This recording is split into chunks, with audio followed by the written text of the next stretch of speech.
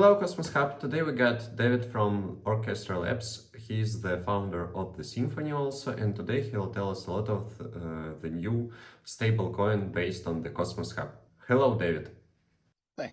So I've got over a decade of experience within software engineering. My focus is primarily on artificial intelligence, but I decided to get into blockchain when I saw Terra crash. I saw some problems with their algorithm, but I thought that I was wrong because they were still functioning fine. Then they crashed, and so I thought, all right, well, I guess they did need more after all. So I thought to try to tell people about it, and that didn't work. No one was making anything new, or at least they didn't tell me about it, so I wouldn't have been able to invest in it. So I decided to just go ahead and build it myself. With that, we can dive into that in a bit, but I'm trying to not just build out a blockchain, but also several other things on top of that as well. And if you're wondering why I keep looking over here, that's because Nala is over here, and giving her attention keeps her silent. So let's move to the Symphony, how the project was born, what was the idea, and I also mentioned one thing that everything is connected to some music aspects like note, symphony in general. What was the idea of it? Music has a lot of different elements that come together to make a single thing. Symphony is the same way. So you have a lot of different things that come together that make one cohesive whole on that. So with us, we can have see, don't give her attention; she gets loud. With Symphony, you can have a lot of different elements that all come together to form one thing, with all these different currencies that all make up one system. So with that, we have a way to peg to a value for all of these different currencies instead of just the U.S. dollar. You have a lot of investors who say that we should only focus on the U.S. dollar. We should only back the U.S. dollar. But I don't think that's the case. I don't see that with the trend, and I don't see that trend stopping. It's something I've had to argue for a while. I've got links on the entire trend. I've got data on the trend and everything. Like I could show exactly how things have been going and how that thesis has been proven over the last few years. But that's why we back everything. Now, so following with that music theme, it just has everything fall together. So we've got a symphony. Symphonies are made by orchestras, so we're Orchestra Labs. Symphonies contain melodies, so we have melody being the main coin. Melodies are made up of several notes, so we have note as the base denomination of that. And then we can also throw in other things for other musical elements as well, like aria. Now, aria is currently the wallet that operates on Symphony, and the point of an aria is it is like a single singer. It's a singer that has orchestra accompaniment, but it is one where that singer is the entire focus for that piece. So that's where that name comes from as well. And with all the different products that I'm planning on, we have other things that'll be coming down the pipeline as well. With the wallet itself, it's just as a way to start working towards other things, as well as to give user control for how to access Symphony. With that, the wallet itself has access to all of our base functions, but then on top of that, we also have we're also going to be adding in on and off ramps, payment providers, ways to access it via a simpler UX. That's what I'm working on now with adding in AI integrations. And then once we have enough different pieces in, then we can basically build a neobank on top of that, or well, to the side, I suppose. That would then allow for Web 2 users to come in instead of just Web 3 users. You have a lot of crypto that for basically more than a decade, has been just focusing on crypto users. And every investor that you talk to is basically focusing on how are you going to get those Web 3 users when that is such a small percent of the market. We have all of these Web 2 people, and the entire point was to get Web 2 onto Web 3. So why don't we focus there? So you got your own wallet. Is there any plans to integrate your own DEX, for example? Because all the projects now, as I see, making the whole ecosystem around the project. We are going to have to do that. That is for That's more out of a necessity than anything else. But the reason why we would want to do that is not to compete with others necessarily, but that is now that would be an end product of it, just by it being there. But the point is not to compete with others. The point of Symphony was Symphony was made to complement the other systems and work with them to allow them to stand while also being there as well. And that's why our system works the way that it does. It's so that way we can profit from the stablecoins being used and put those on other chains. So that way, all these other chains could use our stablecoins, and then our base tokenomics would still rise as a result of that. That's why that was made that way. But we will still need a DEX, and that the entire purpose of that would be so that way we could create an interoperability layer between our stablecoins and all the others, because at this point, everyone and their mother is trying to get into stablecoins. For some reason, you have investors who have been pushing for the last year, ever since they saw Athena, that they think everyone needs their own stablecoin, which doesn't make sense to me, because that's kind of like saying everyone needs their own Twitter. If every single person has their own stablecoin, well, now you have the issue of how are all of those going to work together? Well, that's what we're going to build, because no one sees the end result of what this decision is going to do, apparently. So we're going to build the interoperability layer on top of our stablecoin suite that will allow for anyone to send in their stablecoins and use ours on this system, and that'll allow everyone to basically use whichever one that they want to use, and then still come to the system and operate with it properly. Then we can allow abstraction on that, so that way you just see everything as essentially the same thing, digital dollars for all the US dollar denominated stablecoins. So that's what the DEX would be needed for, but the reason why we would have to do it ourselves is so that way we can abstract things out. Because the way a lot of crypto works is you have to do if you want to do a specific thing, you're going to have to do 5 different steps and cross 2 or 3 different chains to do it. That is prohibitively complex for Web 2 users.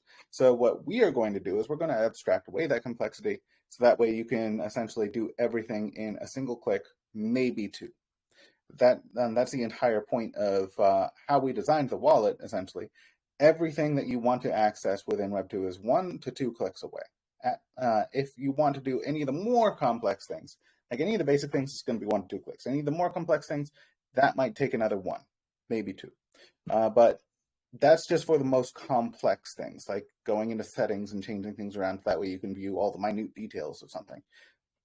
Most users are only going to need to do things in 1 to 2 clicks, and that's the same reason why we'd need to make a DEX specifically, so that we can abstract away that complexity, so any Web 2 user can come in and interact with it. And the AI stuff is going to be helping with that as well, because it's already working in the wallet.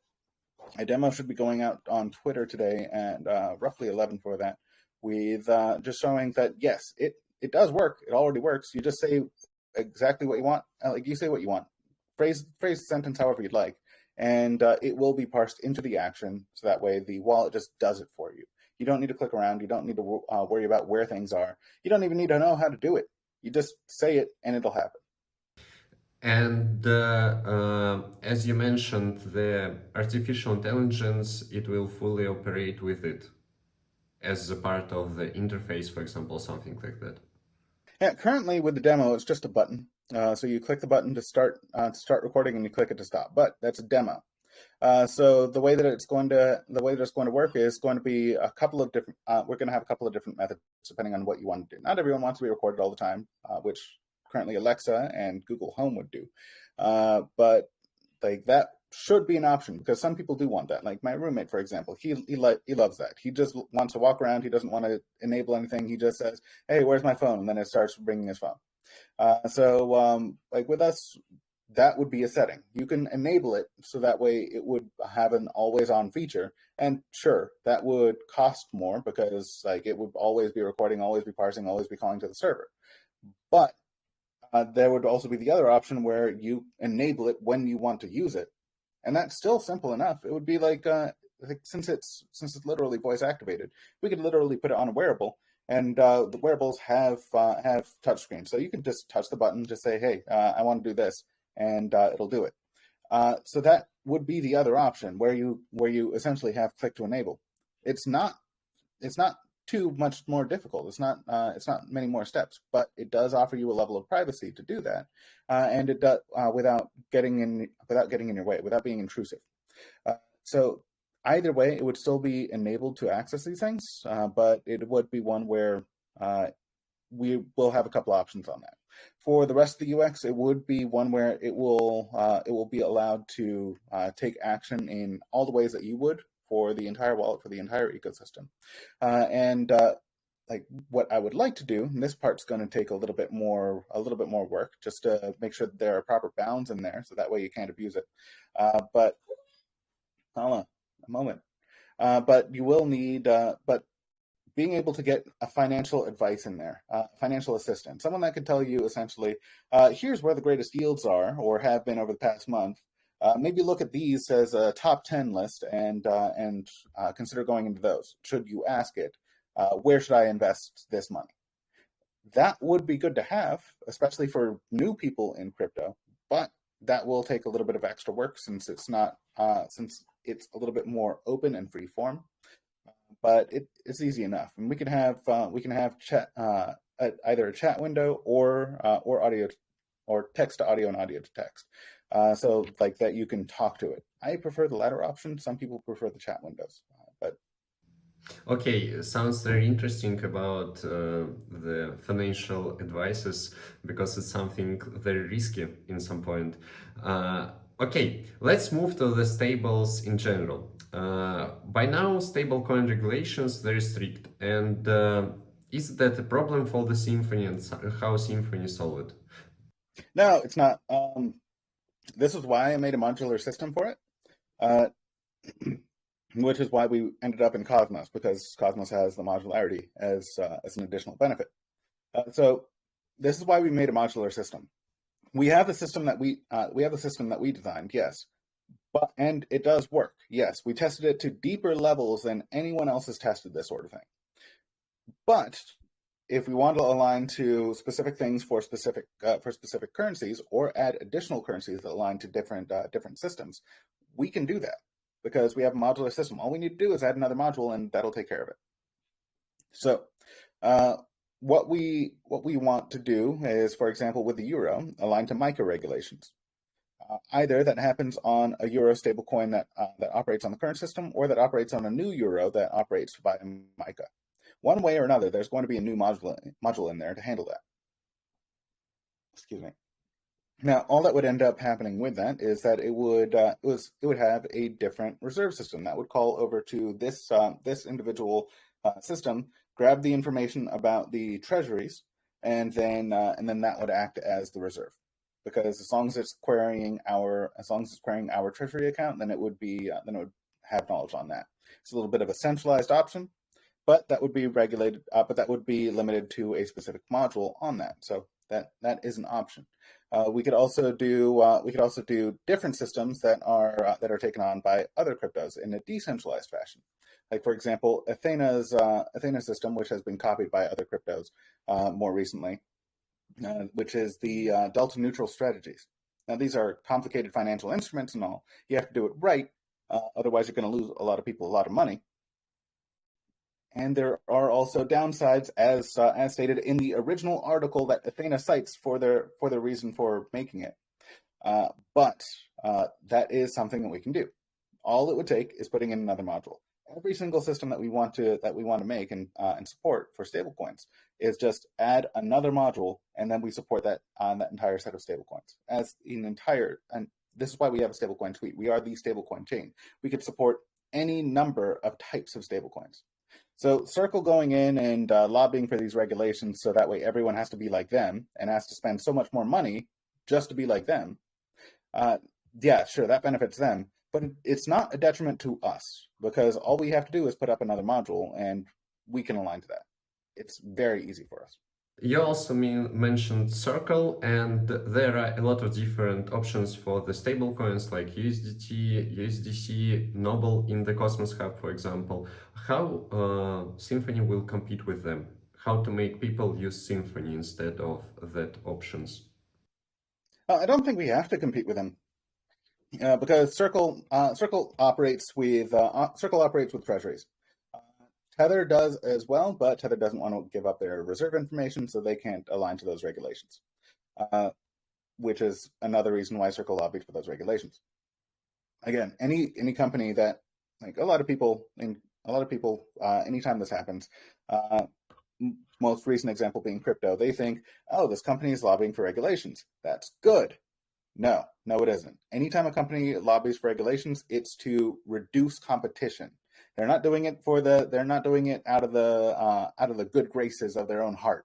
They're not doing it as a way to help everyone else. They're doing it as a way to help themselves. They're doing it as a way to reduce competition. That's every single time. And every single time people fall for it and say, it's like, oh, this is a good thing. It's like, no, the company lobbying for regulations is a bad thing. They're trying to reduce competition.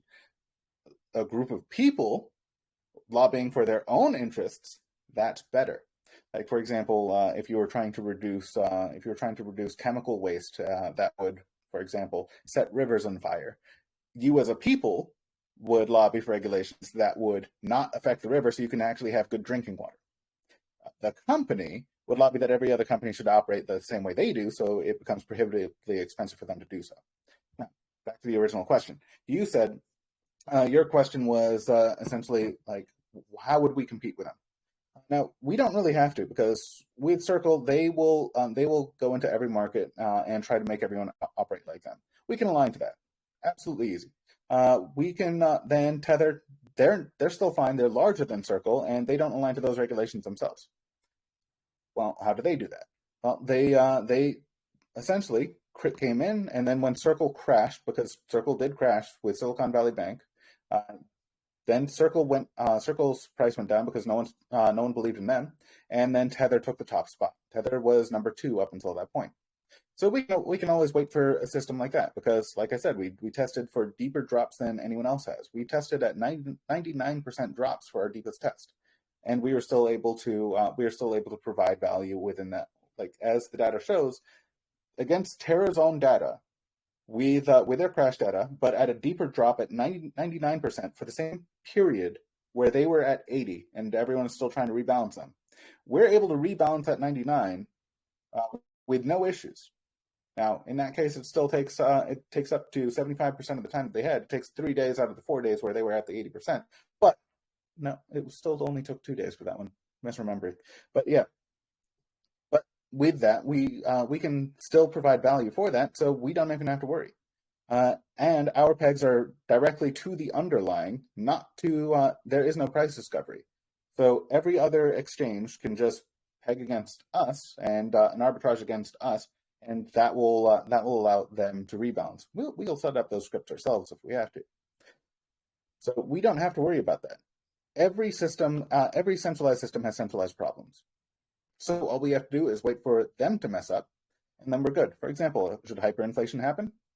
Well, that drops U.S. bonds. Well, anytime you have hyperinflation, bonds fall faster than the underlying currency, because a promise of a currency with this much interest is not equal to the currency. Like, for example, going to the grocery store, that you're not going to be able to pay in bonds. It's not the currency. It's a promise of future currency. So anytime hyperinflation happens, inflation is devaluing the currency faster than the bonds will give you more currency. So bonds become worthless. Everyone starts dumping them, and you essentially get the same problem that you got with Terra. Now, sure, it'll happen over a longer period of time than 4 days, but you still get the same problem. Like, and the U.S. government is speed running that, especially with Silicon Valley Bank. When that was happening, they were bailing out banks same day. Like, they did not want the recession. So they were bailing out banks same day. They are printing money. That's not stopped. It's just people have stopped talking about it. So, but we don't have to wait for that either, because I don't have any links up, but I can start pulling one up. So we don't have to worry about that either. The reason why we don't have to is because we offer a stablecoin suite. We don't offer singular currencies, but we offer an entire suite of currencies. So if everyone wants to focus on just the US dollar, well, there are 180 different currencies in the world. Why don't we focus on the other 179? The Chinese yuan for the M3, they have double the M3 that the US dollar does in US denominated terms. So if we were to get the same percent of that market into stablecoins that everyone else, like these 100 different stablecoin providers, were able to get into the US dollar, let's say that's 5%. It isn't, but let's say that it's 5%. If we were to get 5% of China's M3 into stablecoins, in the same way that the rest of the market got 5% of the US dollar into the stablecoin market for the US dollar, then we've doubled the size of the stablecoin market as it exists today, just for ourselves.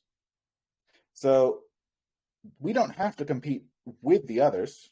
We can compete on the other 179 currencies that they can't touch, or that they don't want to touch.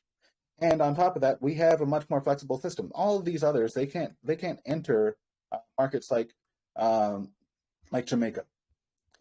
Now, I think Jamaica uses a form of the dollar, but I don't remember. Let's say El Salvador. Let's say Uruguay. Any of these different countries, any of these different smaller countries, they're going to have M3s. They're going to have GDPs that are too small to allow for financial systems like Circle to get in there. Circle's business model would require them to set up a bank, set up treasuries, and then set up the connections, and all of that's going to take months and millions of dollars. If they would only expect to pull in millions of dollars from that, that becomes prohibitively expensive for them. Whereas for us, it only takes thousands per year to do this. So we can enter those markets where they can't, and we can then earn profit from those markets where they can't. It is far easier for us to do because we have far more adaptable system than it is for them to do. So we can compete on that all day. And any market where they can't touch. We don't have to compete with them directly. We can go around them. You mentioned a few different countries, and is there any negotiations with the countries on such a level between Symphony and them by now? Or it's like a plans for the future? Well, that would be planned for the future because I don't have those connections myself. I'm not a banker, but this is something that we can do over time, and we don't have to do it directly with the governments themselves. We just have to do it with banking systems. So what we have planned, going through the wallet first, is to get in payment solutions and banking as a service providers. So with that, there are banking as a service providers that allow for neobank creation. I did not expect for that to happen. Okay, that's the thing. So there are banking as a service providers that we can partner with that would allow us to operate accounts within any number of countries that they operate in. So, like for example, Singapore, Indonesia, or US and Indonesia. That allows us to on and off ramp people within those countries. And then once we have that, we have remittance corridors. All we need are on and off ramps for both ends. And then we have remittance corridors. Congratulations. We can now compete with Wise. Once we have those banking as a service providers, either they will have payment solutions themselves, or we'll partner with a payment provider as well. Congratulations, now we have debit and credit cards. It should the banking service have this, because they usually have 2 levels of licensing that you can rent out from them. We'll start with the first, and then we'll move up to the second. Starting with the first means that we can offer accounts, and we can offer account-to-account transactions. Should we go up to the next level? Excuse me. That would be bill pay. So we'll then be able to allow for bill pay directly from crypto. Excuse me.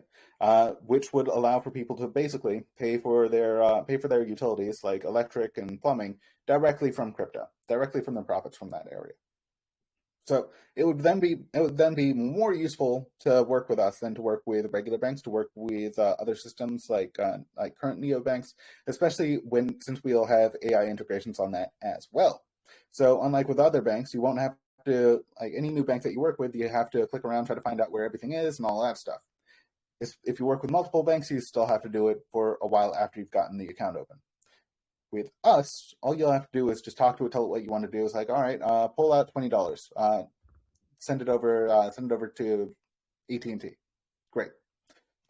Well, if you only have that in Bitcoin, well, it can ask you if you want to sell that Bitcoin to do that. Well, you didn't have to click around for anything. You didn't have to try to figure out how to do anything, and you've just paid your utilities directly out of crypto.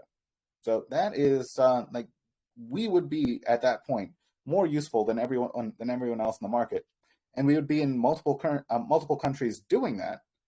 We just have to make those partnerships with those providers. Those providers handle licensing. Those providers handle the regulations. All we have to do is get the account opening procedure to the customer. That's all we have to do. So it's very, very easy for us to do it. And granted, depending on the licensing, you may have to have a certain number of users for it to be profitable, but we can do it, and we can do it very easily.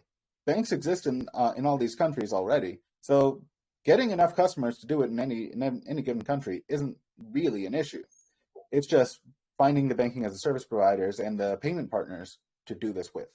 Let's also move to the Symphony details, because while I was looking through the documentation, I saw a lot about the Symphony mining option, how it connected to the proof of the stake, how it will work together, and what was the idea about the mining option. Going via proof of work, that was what I had done originally with the Golang implementation, and overall, what that allows is for systems to not be ruled by whoever has the most money. So that is overall a very secure option, and I do like it. Nala, come over here. Nala, come. Yeah, you were able to hear her whining, right? Okay. So proof of stake is a very secure option, and it's good to have for that. Now, I did the original implementation in Golang for that, base Golang, but of course no one wanted to work with it because they would have had to figure out a new system and all that stuff. And so every contractor wanted to build this off of Ethereum or Cosmos. And oddly enough, no one knew how to work with Solana. So, so we built it out into proof of stake. Great. With that allows for programmability, because that was the easiest way to get in smart contracts and other such things. So that allows for programmability, and that's good on its own. Now, getting back to proof of work would be nice in the long term. We're going to have to have enough money come in to have enough developers to figure that out, where you can have both of them working together, or we can move back to proof of work overall. One way or another, getting back to that level of security would be good to have, and would be the overall long-term goal, should it be possible. I'll just add that caveat: should it be possible? Should it not be possible, we'll have to lay that one down. But should it be possible, getting back to that level of security would be the ultimate goal. We've got Bitcoin tokenomics, have Bitcoin security would be nice. With that, it's not a guarantee, but it is something that would be nice to have. My interpretation of a white paper was to lay out the plans and then to try to align to those plans as best as possible. We can update that. We can put out a V2 and other things like that. But once everything is up and running, that'll be better to do that. With this, that would be the ultimate goal, to have that. But it's not a guarantee, because I don't know if it's going to be entirely possible, because that would be having a couple of different systems on the same system. We'd have to find a way to make it workable. And my crypto knowledge is a bit limited. I built the original. It didn't take very long. It only took a month to get a proof of work system going, and 3 months to get the algorithm on top of that. Well, 3 months to get that and the algorithm all together. But my knowledge of crypto from that is very limited. It's limited to Bitcoin style proof of work style operating. I hired contractors to build out the Cosmos implementation from that.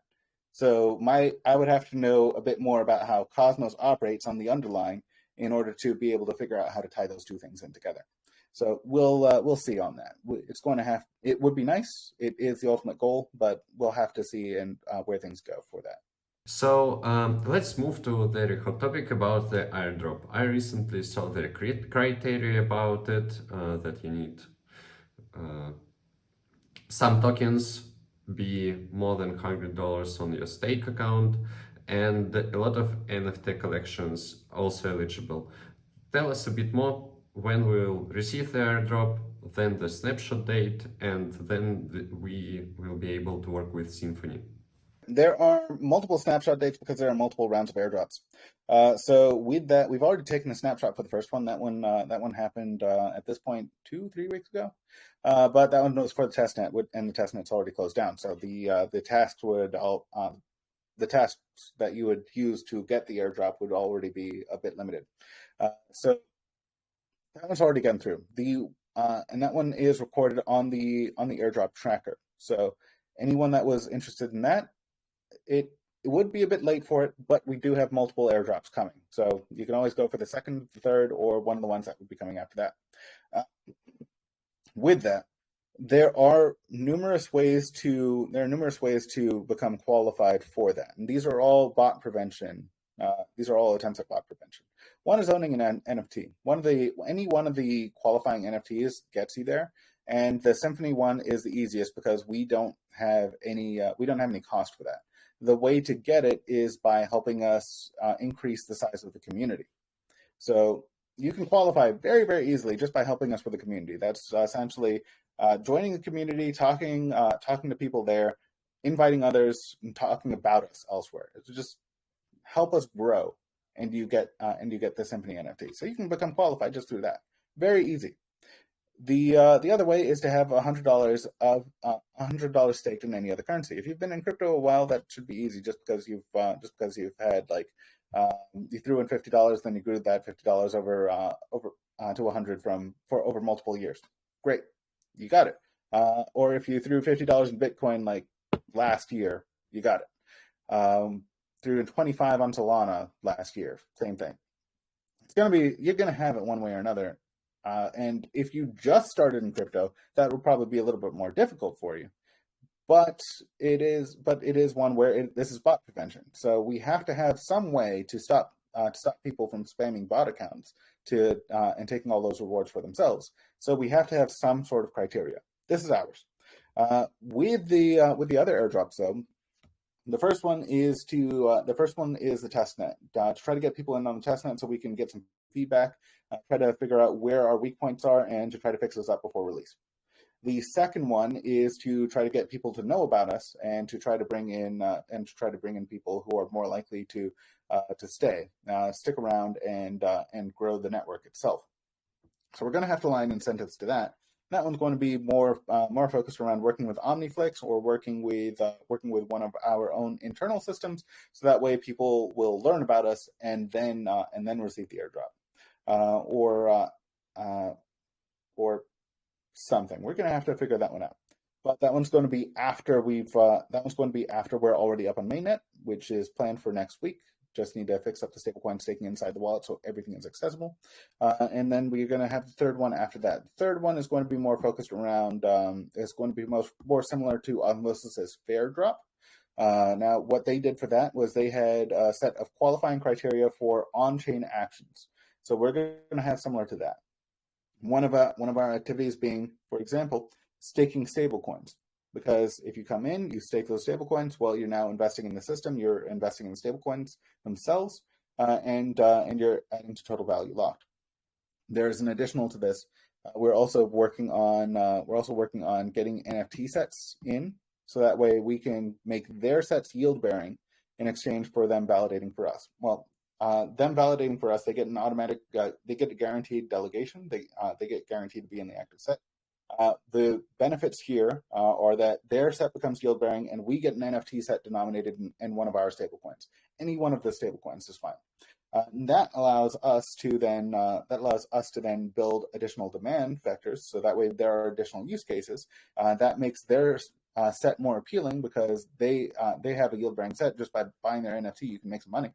So we are both benefiting from that, and we get an additional total value, an additional incentive for our total value locked, because that directly goes into their into their NFTs yield. So it's a good thing that we're trying to do for that, and that will also play into the FairDrop when that one's coming. With everything tallied up for the testnet, that one should be coming soon. We have a developer who's working on the smart contracts for that, so we can get those sent out. But that one is going to be coming once that is done. We're going to have to set up a date for that after the smart contracts are finished, and then we can send it out. But it is going to have to wait for that.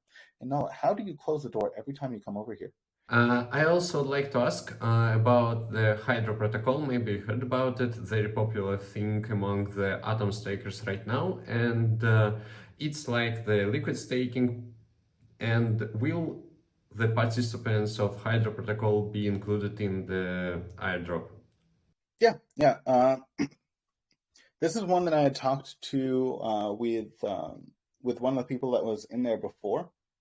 Now, I don't think that he is in there anymore. I think he moved on from it, but I'm not sure. There was a Brian who worked with Hydra before, and he's the one who asked us to. He's the one that asked us to include them. But I was told by someone else that he might not be working. That he might not be working with Hydra anymore. That he might have moved on from it. And but the team is working. Hmm. Mostly the same persons there. Well, we got a snapshot from them, and we'll grab another one for the next one. So yeah, they're going to be included on that. And we've also got Stride. We got snapshots from them as well.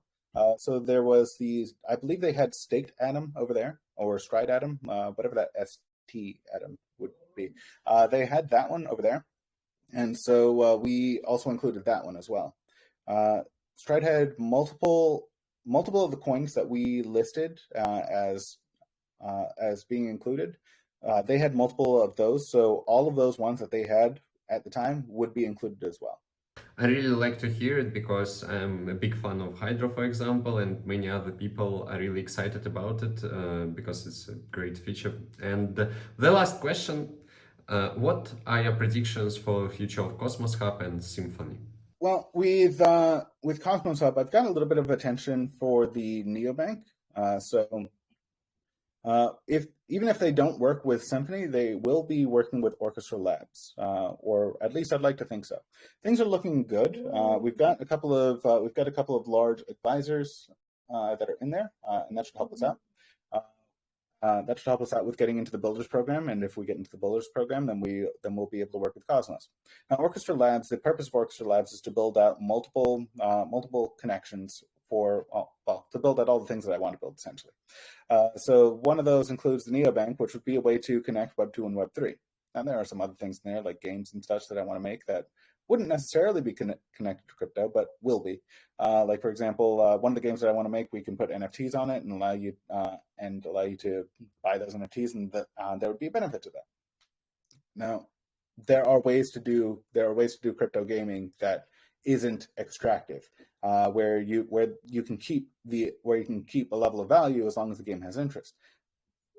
Everyone likes to do infinite prints. That is not the way to do that. You don't do infinite prints. You keep things limited. Like, for example, in Pokemon, why do you only have one of each legendary? Because that keeps it limited. If you just infinitely print all the legendaries, they're not legendary anymore, are they? So why do people keep doing that for those games? So one way or another, with one of the projects that we're going to be building, Orchestra Labs will have a relationship with Cosmos Hub, one way or another. And everything that we build is going to be related to each other in some way. Like, for example, a neobank that can access Web3 features can access NFT stores. If we have a game that has NFTs, you'll be able to access that by the neobank. It doesn't have to be directly related. It can be tangentially related. But all these different things that we want to build will be related. So whether or not they have a relationship with Symphony, they will have a relationship with Orchestra Labs and the things that we build. For the neobank, we have a couple of advisors, one from Nexo, one from Credissimo. These are people who had previously worked in their C-suites, not currently. Currently would be against their contracts, but formerly is fine. So we have a couple of large names in there for advisors, and hopefully that'll get us interest from them. With anything else, though, I'm not too sure how deeply we can be tied, but we'll see as we go. With initial connections, we can definitely get in there for Eureka and connect to them for Eureka. That will allow us to connect to Stride. And going through those two, that'll allow us to connect to other chains as well. So we are already Eureka compatible. Once Stride's up, we'll be connecting into there. Whether or not we can get in other connections to Cosmos Hub as well, that remains to be seen. But we do have plans. We do have plans that we can act upon from our side, and we can try to align as best as possible. One moment.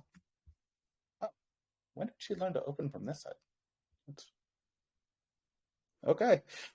So with that, like for example, we have additional reserve we'd like to build out. Now, this is just as a way to make sure that even though, again, we tested to 99% drops, but if there is some scenario that we have not considered, that we have not tested against, and we've got basically everything covered. We've even got protections on the oracles. We've got information cleaning. How many other people have information cleaning? This is something that you generally only see in AI. So we've got information cleaning on there to make sure that even if the oracles are attacked, we are fine. So, but if there is some system that we've not considered, some attack vector that we've not considered, and I will add a thing to that, because in information security, you never have anything that's completely 100% protected, but you can take measures to protect it. One of those measures is making sure that on every single level for that tech stack that you have, there are security measures, because all of those are attack vectors. If I wanted to hack your computer, I could do so online, sure, but if I was able to get access to the keystrokes or get access to the connection coming out of your computer going to your ISP, those are also attack vectors that I could then use to get an entry. Not commonly considered, but they are still attack vectors. Now, should there be some attack vector that we've not considered, having additional reserves will be beneficial to that. So being able to collect additional crypto reserves, as an example, allows for people to have an off-ramp in case there is some scenario that we've not considered. So being able to collect that, for example, in Atom, would be a way to connect to cosmoshub, benefit cosmoshub, and align to their incentives system, so that we could be one of those. So that way, we could be one of those chains that is directly connected to Cosmos. Allows people an off ramp and allows us an additional way to preserve value. So whether that is value for Cosmos as a whole, Cosmos Hub, or our users, that is still a way to preserve value, having those additional reserves there. So it is one thing that we want to, it is another thing that we want to have there. It is one where overall, the number of connections, all the different ways that we can connect to Cosmos Hub, I can't know all of them, but I can know at least these ones that we have planned. Okay, amazing story. Thanks for joining us today and share us a lot of information about stablecoins, Symphony, about your predictions. I hope to see the great airdrop, because people now are very tired without airdrops in the Cosmos Hub. And thanks again.